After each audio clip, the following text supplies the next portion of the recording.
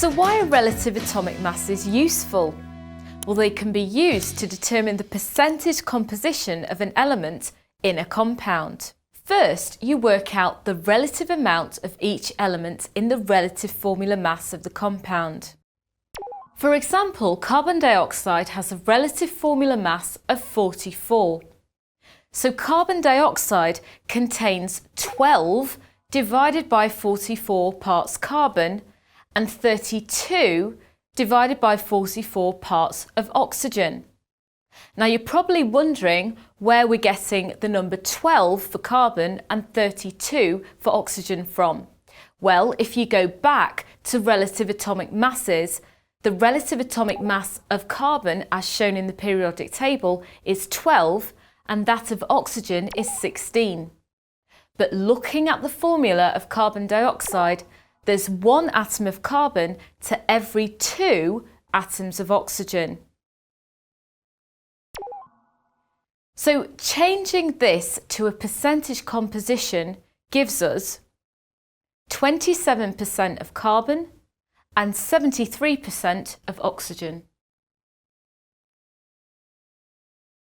Now you have a go. Try and work out the percentage composition of each element in sodium hydroxide.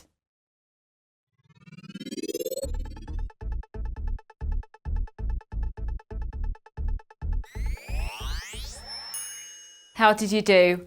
Let's have a look at the calculations. So first we need to identify the different types of atoms. In this case, we've got 1 of each type: sodium, oxygen and hydrogen. So we can calculate the relative formula mass as 40.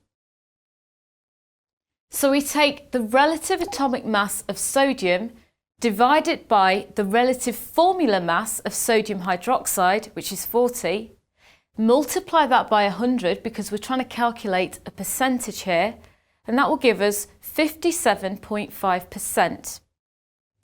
If we wanted to calculate the percentage composition of oxygen in this compound, we will divide 16 by 40, multiply by 100, and that will give us 40% of oxygen.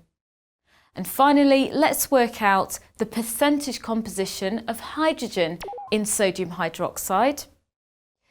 1 part of hydrogen over 40, which is the relative formula mass of the whole of sodium hydroxide, multiply that by 100, and that will give us 2.5% of hydrogen.